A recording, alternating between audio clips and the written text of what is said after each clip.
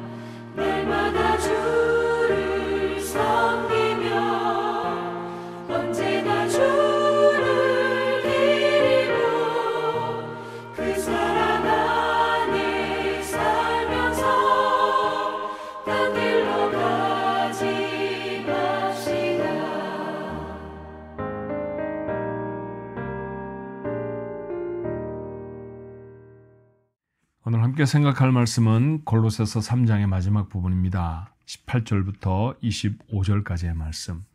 골로새서 3장 18절로 25절의 말씀입니다. 많이 익숙한 말씀이실 거예요. 같이 한번 읽을까요? 18절부터입니다. 아내들아 남편에게 복종하라. 이는 주 안에서 마땅하니라. 남편들아 아내를 사랑하며 괴롭게 하지 말라. 자녀들아 모든 일에 부모에게 순종하라. 이는 주 안에서 기쁘게 하는 것이니라. 아비들아 너희 자녀를 노엽게 하지 말지니 낙심할까 함이라. 종들아 모든 일에 육신의 상전들에게 순종하되 사람을 기쁘게 하는 자와 같이 눈가림만 하지 말고 오직 주를 두려워하여 성실한 마음으로 하라. 무슨 일을 하든지 마음을 다하여 주께 하듯 하고 사람에게 하듯 하지 말라. 이는 기업의 상을 주께 받을 줄 아나니 너희는 주 그리스도를 섬기느니라. 불의를 행하는 자는 불의의 보응을 받으리니 주는 사람을 외모로 취하심이 없느니라. 아멘. 사실 본문의 말씀은 에베소서의 말씀으로 훨씬 더 익숙한 구절입니다. 저도 같은 내용의 에베소서에 있는 말씀을 가정의 달에 여러 번 설교를 했던 것 같아요. 그렇죠? 그래서 여러분 기억하시는 말씀입니다. 그런데 이 말씀을 자세히 살펴보면 골로새서가 훨씬 더 간결해요. 그렇지만 내용은 같습니다. 자, 이 내용은 관계들에 대한 말씀이죠. 아내와 남편의 관계, 자녀와 부모와의 관계, 윗사람과 아랫사람의 관계. 오늘 성경의 본문은 종과 상전이라고 표현했습니다만 오늘날에는 종도 상전도 있겠습니까? 그러니 어떤 사회적인 질서 속에서 윗사람이 되어지기도 하고 아랫사람이 되어지기도 하는 그런 이야기들을 말합니다. 왜 이런 말씀을 하고 있을까요? 왜 이런 관계에 대한 이야기를 성경에 기록하고 있겠습니까? 다시 골로새 3장 10절의 말씀을 기억해야 합니다. 대주제가 바로 그것이죠. 너희는 새 사람을 입었으니. 새로운 사람을 입었으면 그러면 다른 관계로 살아가야 된다라는 얘기죠. 사람을 만나며 사는 관계는 똑같습니다. 그러나 새로운 사람을 입은 사람은 그 관계에 부여하는 의미나 태도들이 달라져야 한다라는 것이죠. 이것을 에베소서를 읽으면 그런 말씀입니다. 성령이 너희 안에 임하시면, 성령이 너희를 충만케 하시면, 그렇죠? 성령께 지배를 받으면 이런 관계가 우리의 삶에 나타나야 한다라는 것입니다. 이것이 바로 그리스도의 모습입니다. 제대로 살고 있는지 한번 점검해 볼까요? 첫 번째 말씀은 아내들이 들으셔야 하는 말씀입니다. 남편에게 복종하라. 이 말씀을 좋아하는 사람은 아내들이 아니라 사실은 남편들이겠죠. 그래서 오늘 어쩌면 매일 예배에 참여하시는 분들 중에 아내들아 이렇게 말씀하셨지만 남편들의 귀가 더 솔깃하게 들릴지 모릅니다. 아닙니다. 아내들이 들으셔야 하는 말씀입니다. 아내들이 해야 할 일은 남편에게 복종하는 것입니다. 구원받은 아내는 남편에게 복종합니다. 오해하지 마십시오. 여자가 남자보다 열등해서 여자는 남자에게 복종하라는 뜻이 아닙니다. 이것은 하나님이 만드신 창조의 질서이고 역할의 다름일 뿐입니다. 하나님은 가정에서 남편을 머리로 세우기를 원하시죠. 내 남편을 하나님이 머리로 세우시겠답니다. 그리고 그 하나님의 분명한 목적이 부름받은 동역자에게 협조하라고 하시는 명령의 말씀이 오늘 본문의 말씀이라고도 생각할 수 있어요. 그 동역자로 불리워진 사람이 누구입니까? 가장 중요한 이 남편을 세우시려고 하시는 하나님의 계획의 가장 중요한 동역자는 다름 아닌 아내인 것이죠. 그러니까 하나님은 아내에게 말씀하십니다. 얘가 남편에게 복종해라. 그렇더라고요. 아내가 남편에게 복종하는 가정은 자녀들도 아버지의 말에 순종합니다. 그렇지만 사사건건 남편을 무시하고 남편의 말을 따르지 않는 아내, 그 가정에 있는 자녀들은 아버지를 우습게 여깁니다. 그러면 권위가 사라져버리죠. 그러면 그 안에 영적인 질서도 함께 세워져 가기가 참 어려운 경우를 많이 봅니다. 오늘 아내들, 구원받은 아내들이여, 오늘 하나님의 말씀을 들으십시오. 그 말씀에 남편들에게 복종하라고 하셨습니다. 두 번째는 남편들이 들어야 할 말씀입니다. 남편들아, 아내를 사랑하며 괴롭게 하지 말라. 남편들은 아내를 사랑해야 합니다. 요사이에도 그런 사람이 있다고 하는데 사실은 골로새서가 기록될 당시에는 아내들을 남편들이 무지막지하게 다루는 사람들이 많았습니다. 폭력을 행사하고 그리고 그들에게 불이익을 주는 그런 못된 남편들이 마치 사회적인 분위기처럼 만연하던 때의 일이었으니 괴롭게 하지 말라라는 말씀은 심각한 말씀일 것입니다. 남편들이 해야 할 것은 아내를 사랑하는 것이죠. 에베소서의 같은 구절은 예수님을 우리에게 모델로 소개합니다. 남편들이 아내를 어떻게 사랑해야 할까요? 얼마나 사랑해야 할까요? 예수께서 교회를 사랑하셔서 자기 몸을 주심같이 하라고 하셨습니다. 예수님은 교회를 사랑하십니다. 그리고 그 사랑의 표현이 어떤 것이었나요? 자신의 생명을 주시는 것이었죠. 그러니 그렇게 사랑하라 라고 말씀하셨다고 하면 남편들은 아내를 어떻게 사랑해야 하는 것입니까? 죽기까지 사랑해야 하는 것이죠. 생명을 걸고 사랑해야 하는 것입니다.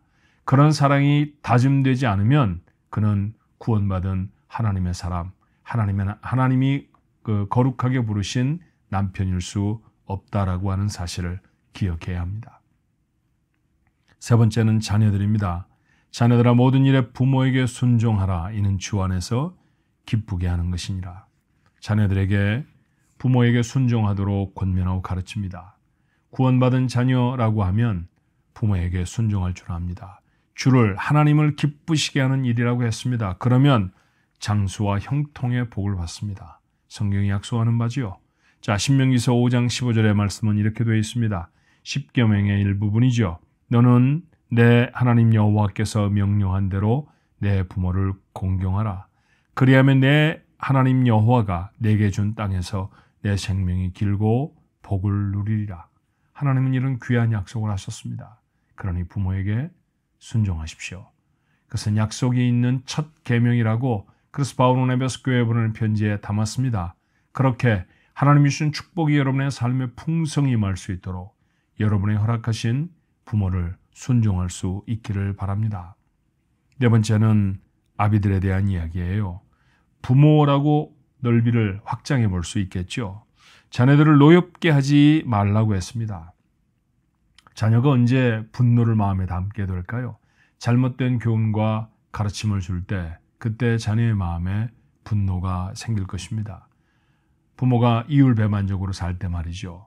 자신은 아무렇지도 않게 어떤 일을 행하면서 아이들에게는 그런 것 하지 말라고 하는 경우, 자기는 거짓말을 하는 것 아이들이 다 보고 있는데 아이들에게는 거짓말을 하면 심한 체벌을 한다든지, 자신은 게으르기 짝이 없이 살아가면서 아이들에게는 게으르지 말라고 말을 한다든지, 자신은 여전히 텔레비전 앞에 붙어 있으면서 아이들에게는 텔레비전을 보는 것보다 이 공부를 하라고 한다든지, 이런 것들이 다 이율배반적인 모습입니다. 또 지나치게 가혹한 체벌을 할 때도 있죠. 아이들이 받아들이고 수용할 수 없을 정도의 지나친 체벌은 아이들에게 두려움을 넘어서 분노를 마음에 갖게 합니다. 그래서 에베소서는 뭐라고 말합니까? 그런 사람의 생각으로 자녀를 양육하고 훈계하지 말고 주의 교훈과 훈계로 양육하라고 하셨습니다. 부모님들, 성경을 여십시오. 하나님의 말씀이 도대체 아이들에게 무엇을 가르치라고 하시는지 고민하며 그 말씀을 읽어보시길 바랍니다. 고민이 되시나요? 잘 모르시겠나요? 그렇다고 하면 여러분 자녀들이 다니고 있는 주일학교에 전도사님이나 목사님들께 문의하실 수 있기를 바랍니다. 아니면 제게 물어봐도 좋고요. 이런 거룩한 고민이 있는 부모가 자녀를 하나님 앞에 바로 세울 수 있을 것입니다. 12학년이 되기 전에 그들에게 하나님 앞에 나와 예배할 수 있는 습관, 그런 행동을 만들어주지 않으면 그 다음에는 여러분의 손으로 그들을 움직일 수 없다는 사실 아십니까? 심각한 시간입니다.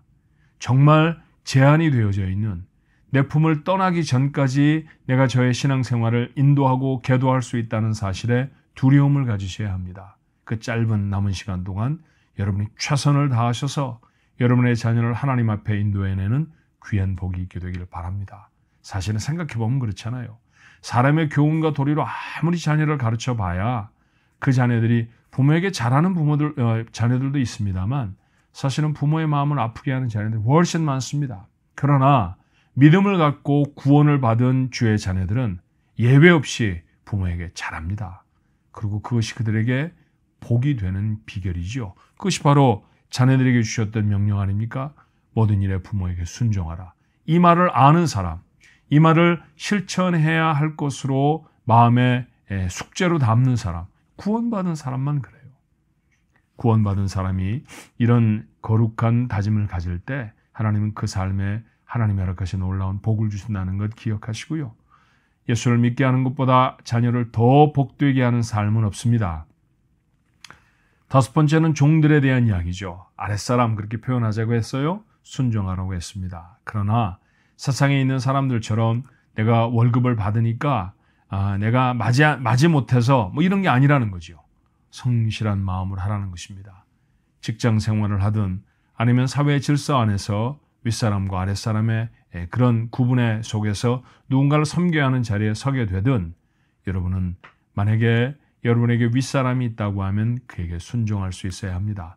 그것도 성실하게 하십시오. 주께서 기뻐하시는 일이죠.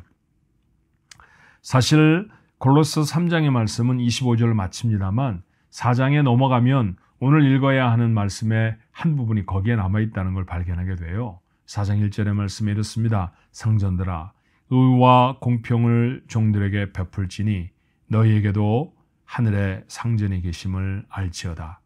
오늘 이 말씀은 이 문단에 같이 붙여서 읽어야 하는 말씀일 것 같습니다. 그렇죠? 아내와 남편에 대해서, 자녀와 부모에 관해서. 그렇다고 하면 종에 대해 얘기하고 마칠 것이 아니라 상전에 대한 얘기까지 가야 하죠. 그렇습니다. 상전들이 해야 할 일. 오늘 본문을 벗어나는 얘기지만 조금 더 생각해 보면 그렇습니다. 공평하게 해야 합니다. 공평하게 해야 합니다. 하늘에 우리의 주님이 계시다는, 우리의 주인이 계시다는 사실을 기억하는 자, 그가 자신이 함께 동역하도록 하나님이 허락하신 아랫사람과 귀한 관계를 맺을 수 있는 것이죠. 그런 아름다운 관계를 맺을 때 하나님은 그 안에 거룩한 열매들을 맺게 하십니다. 살아가며 얼마나 많은 관계들이 있나요? 그런데 오늘 여기에 표현되어 있는 관계들은 정말 가까운 관계들입니다. 이 관계가 흐트러지면 아무리 대단한 것들을 이루어내도 여러분 기쁘지 않습니다. 그러므로 우리의 삶이 기쁘게 살아갈 수 있으려고 하면 이 관계가 여러분의 삶에 성공적으로 진행될 수 있어야 합니다. 그런 일을 위해서 우리 하나님 앞에 기도하도록 하십시다. 에베소서는 우리에게 말하죠. 성령의 충만을 받으라. 다시 말하면 성령께 순종할 때 이 말씀을 이루어낼 수 있다라는 얘기입니다. 남편에게 순종하는 아내, 성령께 순종할 때 성령이 하시는 말씀에 네라고 대답할 때 가능한 것이죠. 아내를 생명을 걸고 사랑하는 남편이 되는 것, 그것도 성령의 부르심에 아멘할 때 가능한 일입니다. 그러므로 오늘 우리의 기도는 성령님 우리에게 말씀해 주옵소서. 그리고 그 성령께 순종할 수 있는 능력을 저에게 허락해 주옵소서가 되어야 할 것입니다. 오늘 한 날도 성령께 순종해서 여러분에게 축복으로 주신 모든 관계 속에 하나님이 주신 아름다운 열매를 이루어내시기를 주님의 이름으로 축원합니다. 기도하십시다. 은혜가 많으신 하나님, 우리의 곁에 아내를 주시니 감사합니다. 우리로 남편들과 함께 신앙생활하며 혹은 신앙생활을 하지 않는다 할지라도 가정을 이루어 살게 하시니 하나님 감사합니다. 하나님, 저희들에게 자녀를 주셔서 너무너무 감사하고 하나님 저희에게 우리의 생명을 허락해 주었던 생명의 통로가 되었던 부모님을 주신 것 너무나 감사합니다. 아버지 하나님, 하지만 이런 관계들에 새 사람을 입은 모습으로 살아가지 못했던 적들이 얼마나 많았는지요. 지나간 한 주간만 생각해 볼지라도 하나님 앞에 부끄러운 것이 참 많았습니다. 오늘 우리 중에 아내들이 있다고 하면 남편에게 순종할 수 있게 도와주옵소서. 우리 중에 남편들이 있다고 하면 아내를 깊이 사랑할 수 있게 하여 주옵소서. 자녀들이 있다고 하면 부모님께 순종하며 저를 공경할 수 있게 하시고, 부모가 있다고 하면 자녀를 말씀으로 양육하기를 다짐하게 하여 주옵소서. 아버지 하나님, 우리가 세상에 살아가면서 어떤 때는 누군가의 윗사람이 되기도 하고 누군가의 아랫사람으로 살아가기도 합니다. 아랫사람의 위치에서는 순종할 수 있게 도와주시고 윗사람의 위치에서는 늘 공평과 정직으로 행할 수 있도록 하나님 도와주옵소서. 이렇게 말씀에 부끄럽지 않은 삶으로 살아갈 때 하나님의 거룩한 열매가 우리의 삶에 맺힐 줄로 믿습니다. 그것이 바로 새 사람을 입은 자의 삶이어야 할 것입니다. 하나님, 그 삶에 실패하지 아니하는 우리 가족들 모두가 되도록 이 한 주간도 지켜 주시옵소서. 오늘도 하나님의 거룩한 손이 우리를 붙잡으셔서 실패하지 아니하고 우리 하나님 앞에 영광을 돌리는 복된 삶이 되게 해 주옵소서. 예수님의 이름으로 간절히 기도하옵나이다. 아멘.